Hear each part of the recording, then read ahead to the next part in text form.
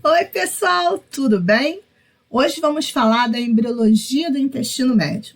Essa segunda porção do intestino primitivo, que tem como limites o divertículo hepático e parte do cólon transverso.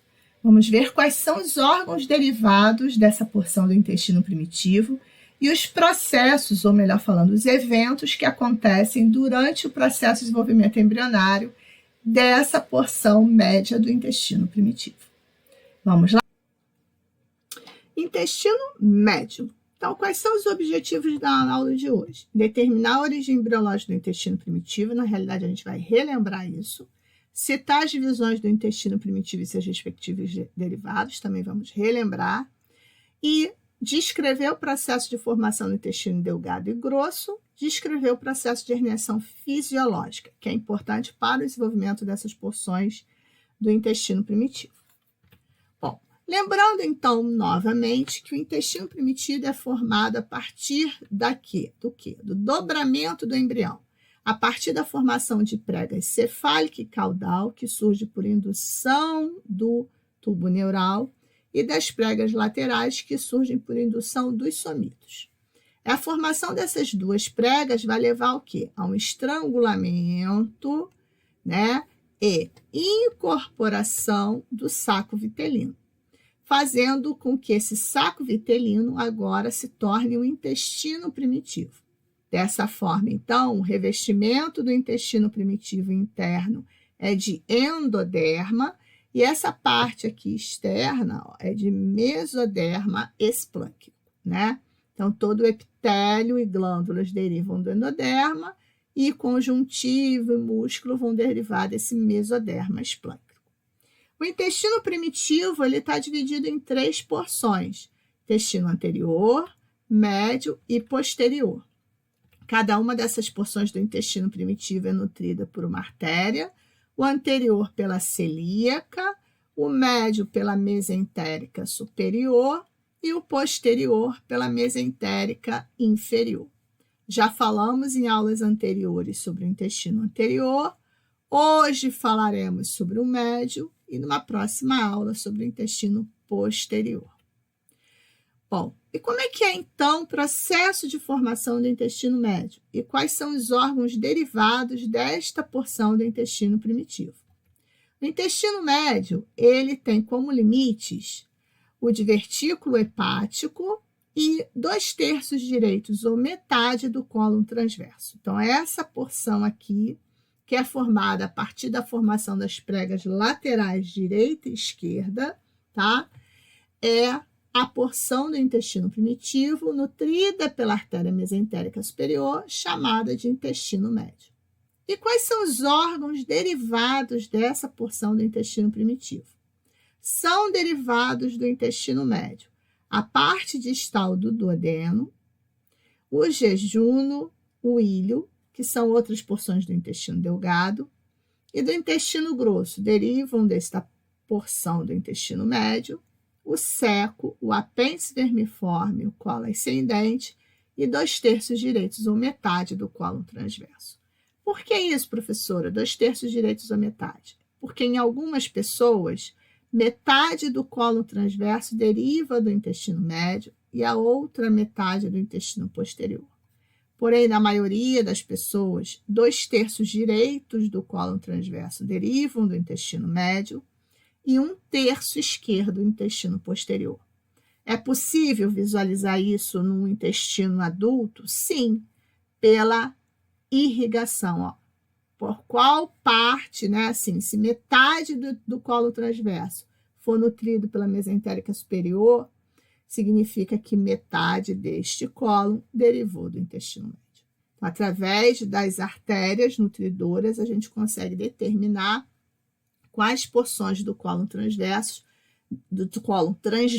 derivaram do intestino médio e quais porções derivaram do intestino posterior. Bom, o intestino médio é essa porção aqui. A gente viu que a artéria dele é a mesentérica superior, aqui não está representado, mas nessas duas imagens a gente vê uma coisa muito importante que a gente precisa saber para poder entender todo o processo. O intestino médio, ele cresce muito rapidamente, tá? Esse crescimento começa mais ou menos pela 6ª semana de desenvolvimento embrionário. Então, é um crescimento acelerado, é um crescimento rápido, que provoca um rápido alongamento dessa alça intestinal, tá? Então, a gente pode ver aqui que ela está um pouquinho mais curta e aqui ela está mais longa. Essa alça intestinal, então, que cresce rapidamente ao redor da artéria mesentérica superior, ela vai ser dividida em 2 porções. A gente vai ter a alça cranial, que é essa porção aqui mais superior, e a alça caudal, que é essa porção aqui mais inferior. Essas alças que estão crescendo muito rápido e a cavidade abdominal, ela não está acompanhando esse crescimento. Ela está crescendo mais lentamente. E a gente tem um outro problema aqui, é que, ao mesmo tempo que essas alças estão se alongando, crescendo rapidamente, o fígado também está crescendo muito rápido. Ele está assumindo funções que não são funções propriamente hepáticas. Ele tem função hematopoética nesse período. Além disso, aqui nessa parte mais posterior, lateral, posterolateral, a gente vai ter formação dos rins. E os rins são formados a partir de 2 vesículas provisórias e uma definitiva. Resultando em quê? Resultando num pequeno espaço para o desenvolvimento de todas essas estruturas. Então, o que vai acontecer durante o desenvolvimento dessa alça intestinal? Ela vai sair da cavidade abdominal. Ela vai proliferar e vai crescer em direção ao cordão umbilical. E por que é ela que faz isso? Ela que cresce e sai. Porque a alça do intestino médio, ela está presa só pelo mesentério dorsal. Ela não está presa pelo mesentério ventral, né? Aqui a gente observa que o mesentério ventral, ele só está aqui na região de intestino anterior. Intestino médio posterior, ele não existe. Então, ela está livre. E com isso, ela consegue crescer em direção à cavidade abdominal. Desculpa, em direção ao cordão umbilical.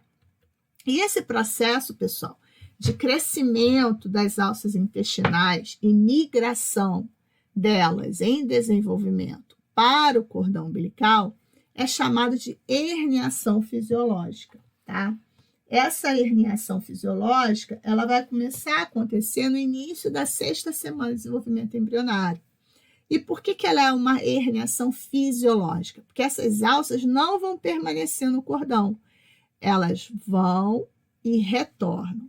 Elas vão para o cordão por volta da 6ª semana e retornam para a cavidade abdominal por volta da 10ª semana de desenvolvimento embrionário, tá? Uma coisa importante que a gente também tem que saber aqui é o seguinte: a alça cranial, ela vai dar origem aos órgãos do intestino delgado. E a alça caudal vai formar parte do intestino grosso, órgãos do intestino grosso. Tudo bem? Bom, só que não é só isso, né, gente? O que acontece toda hora, a gente viu no intestino anterior e vai acontecer aqui também no intestino médio? Rotações, né? Então, a gente vai ver que enquanto essas alças estão indo para o cordão umbilical e retornando depois para a cavidade abdominal, elas vão sofrer rotações. Porém, pessoal, a rotação aqui das alças intestinais, ela é um pouquinho diferente da rotação da alça de intestino anterior. Lá no intestino anterior, o estômago e o duodeno sofriam rotações de 90 graus no sentido horário. Aqui no intestino médio, a rotação ela vai ser de 270 graus no sentido anti-horário. Só que não é direto, tá, pessoal? Essa rotação é fracionada. Como assim?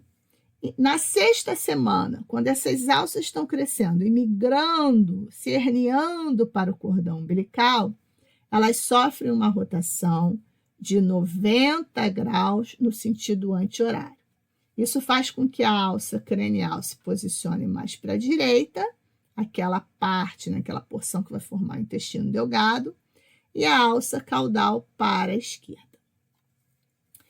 Quando quando essas alças retornam à cavidade abdominal na 10ª semana de desenvolvimento embrionário, a porção que vai retornar primeiro é essa porção aqui, ó, cranial, que formou o intestino delgado. Então, ela vai retornando e o duodeno, o jejum e o ilho vão se posicionando na região mediana do abdômen. A última parte a retornar é a alça caudal, que sofre ainda mais 2 rotações adicionais de 90 graus, tá? Fazendo com que todo o intestino médio sofra, então, uma rotação de 270 no sentido anti-horário. Então, 90 quando vai e 180 quando retorna. Por essas 180 vão acontecer somente com a alça caudal, que vai formar um intestino grosso, tá? E conforme essas alças vão retornando, inicialmente, a primeira porção da alça caudal se posiciona mais à direita e vai tracionando o restante do intestino grosso, ok? Bom, uma outra coisa importante que a gente precisa falar do processo de formação dos derivados do intestino médio é da formação do ceco, que é uma região dilatada ali do intestino grosso, e do apêndice vermiforme, tá? O ceco, inicialmente, ele é uma tumefação secal, tá vendo? É como se aqui essa região a gente tem uma proliferação maior e ela fica mais espessa e forma uma tumefação secal. Essa tumefação ela acontece na 6ª semana, quando essas alças estão indo lá para o cordão umbilical. E depois, nessa tumefação secal, vai crescer um divertículo, tá? Um divertículo, e esse divertículo vai dar origem ao apêndice vermiforme. O apêndice, inicialmente, ele é bem pequenininho, mas depois ele cresce rapidamente em comprimento. E após o nascimento, a parede do ceco, ela cresce desigualmente. Então, aqui, essas regiões aqui da parede do ceco vão crescer de maneira desigual, fazendo com que o apêndice se posicione, ó, atrás do ceco. Tudo bem? Bom, pessoal, falando então de ceco e apêndice, a gente termina o processo de desenvolvimento do intestino médio. E vamos recordar então um pouquinho do que a gente falou. A gente disse que o intestino médio é a porção do intestino primitivo que vai de divertículo hepático até 2/3 direitos ou metade direita do colo transverso. Dessa porção do intestino primitivo derivam a parte distal do duodeno, o jejum, o ilho, o ceco e apêndice vermiforme, o colo ascendente e o colo transverso. A artéria do intestino médio é a artéria mesentérica superior. E durante o desenvolvimento desses órgãos acontecem 2 processos importantes. Um deles é a herniação fisiológica, quando na 6ª semana as alças intestinais migram para o cordão umbilical e retornam na 10ª semana de desenvolvimento embrionário.